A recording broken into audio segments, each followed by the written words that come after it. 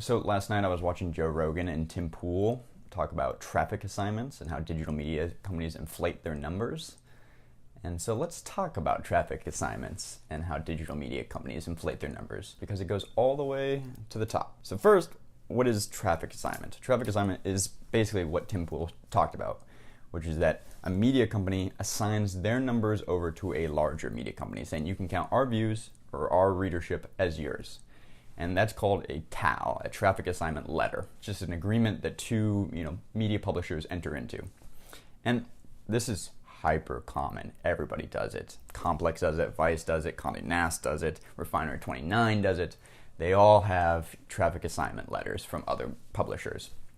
And the biggest reason to do this, of course, is to inflate your numbers, because when you have bigger numbers, you can get better advertising deals or get access to ad buys that you normally would not be able to do because you don't have enough traffic. Most advertising firms and companies have a minimum threshold of what they're willing to advertise on a platform. And if you don't hit those numbers, then Budweiser is not going to be interested.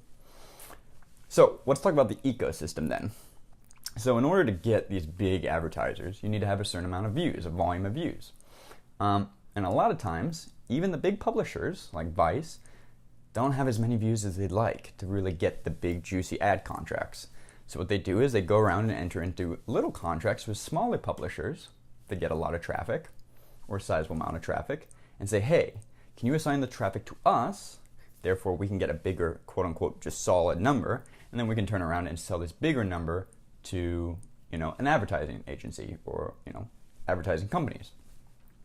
And the smaller media publisher companies that you've never heard of, like the Plaid Zebra, a lot of these smaller media companies are all those little things at the bottom of any website that's like, 20 top things that Ariana Grande did. And you click it. It's exactly what Tim Pool describes, where you click it, and there's like 20 articles in one. So you click the picture, or you read the one fact, and you click the next button, and you click the next fact, and that counts as a view, a view, a view, a view, a view. That's what a lot of these sites are. And there's an entire ecosystem developed around these sites where, like, if you and I were to start a little media publisher company, sometimes the goal isn't to be the next Vice. What the goal is to do is develop enough traffic that you can sell your traffic assignment letter or create a traffic assignment letter to Vice and get a check, get part of that deal. That can ultimately be the end goal for a lot of these small little publishers that you've never heard of. And you browse around the internet and you're like, why do these like websites exist?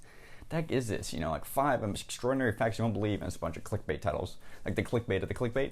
That stuff exists because they know they get some sort of traffic. People just click that stuff, and then they assign that traffic to a bigger publisher, a more reputable publisher, let's say Vice, and they make money off of that.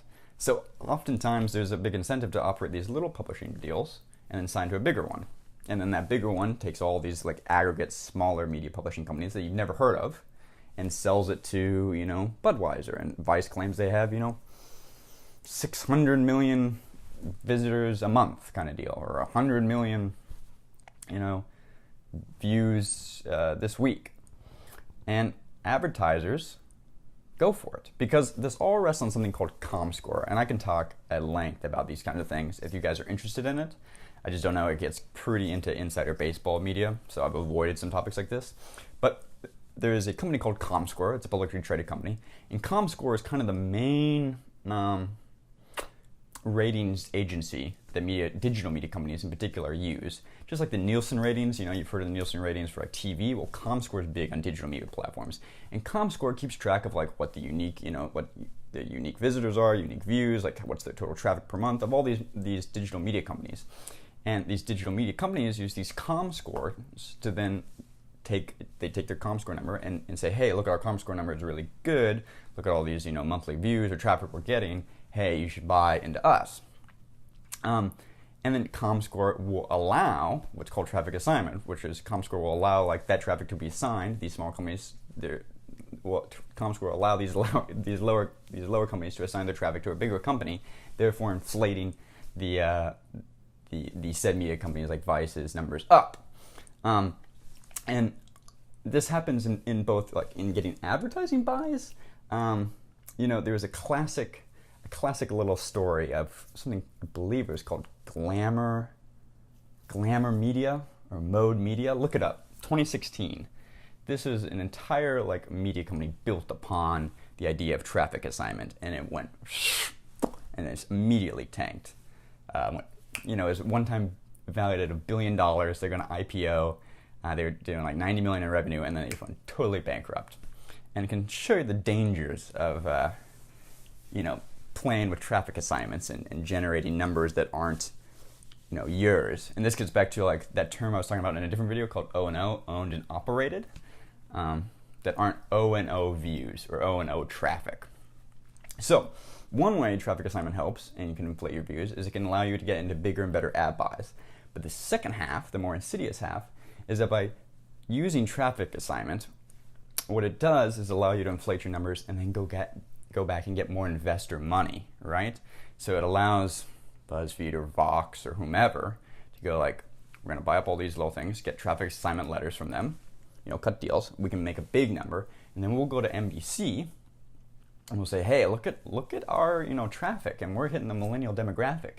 You should invest some money in us. And NBC looks at the comscore number, because comscore numbers allow traffic assignments, and they go, whoa, this is great. You guys are hitting millennials, or Gen Y or Gen Z. This is the perfect demographic we want. Nobody watches our stuff anymore on NBC News. Who the heck watches that? We should invest in these digital media companies. These could pay off long term into reaching like the younger audiences that we can't reach. And so then NBC invests $200 million in, BuzzFeed for one and Vox for the other. NBC Universal invested $200 million in each of these companies, precisely based off the idea that these companies are getting a lot of traffic based on their comscore, and they're getting traffic in the millennial demographic that they want. But then when you break it down, I won't use Vice and I won't use BuzzFeed's and Fox's because I don't know their exact breakdown or their traffic assignment letters. But let's take Vice's again. If you break down Vice's or Refinery 29's, you realize like, wait a minute, all these views aren't coming from their owned and operated platform, their site, from their employees. A lot of these views are coming from like traffic assignment letters, other media publishers that they've signed a deal with. So anyway, the NBC then sinks all this money into the company, thinking like, wow, this is great. They're getting tons of views. Now, if the company's smart, what they try to do is they realize, okay, we just got a big capital injection of money. Rather than relying on traffic assignments, let's use this money and pour it into hiring more people, right, that will create views for us on our own and operated platforms. So we're going to take this big investment money and we're going to sink it back in the company, and we're going to try to generate more like O&O views and O&O traffic, so that way we're not dependent on this kind of shady, traffic assignment ecosystem. But what ends up happening is that oftentimes they're overvalued, right? And so this is a classic example of media companies being overvalued. NBC injected a lot of money. The digital media companies took this money and thought like, okay, we have been propping up all our views with traffic assignments. Now it's like make some real views with our own company. So they try to generate a lot of views, and they end up not being able to generate the views that were promised on their owned and operated platforms. And so when that investment money dries up, those people get laid off. It's just a market correction. It's exactly what Tim Pool and Joe Rogan were talking about. But we can discuss this at length. It runs all the way up to the top because everybody's getting something here. So just as like the traffic assignment of these like small, publishers you've never heard of, like Distractify and Plaid Zebra, right? They're assigning their traffic to Vice. So Vice can go out there and get a bit better advertising deal and say like, oh yeah, we can definitely fill, your Budweiser spot with all these different, multimedia videos and articles. Like you'll definitely get this many impressions. Budweiser, don't worry about it, and there'll be millennial impressions, even though half of their impressions are from these traffic assignment, weird publishers. The same thing happens with like NBC. So NBC, when they're a big company and when they get a big ad buy, they say like, well, because we've invested in BuzzFeed and Vox and et cetera, we can count these people as also having, traffic and views. So when NBC goes to Budweiser and says like, look at the size of our audience, for sure, we can definitely deliver on this amount of impressions for your, Budweiser, Miller Lite skincare product. Don't worry about it. And when NBC, their television shows or their, whatever they've promised, isn't able to fill all those views because just watch time is down on television, what they do is then they back end fill their views on BuzzFeed, and they say like, hey, we invested money in you guys as part of this deal. I want to assign some of the traffic from you guys for our ad buys. So then BuzzFeed fills some of the ad buys for NBC Universal. And then NBC Universal counts BuzzFeed's views of the Budweiser ad as theirs. so they can prop up their own numbers. This runs all the way to the top. And there are many, many things like this in media that become twisted and complicated, and there's all kinds of sneaky stuff going on that I can talk more about if you guys are interested in. Anyway, that's just my thoughts after watching the Tim Pool, Joe Rogan podcast and them talking about traffic assignments. If you want to watch another video, click around. Thank you guys for watching. Hope you guys have a good morning.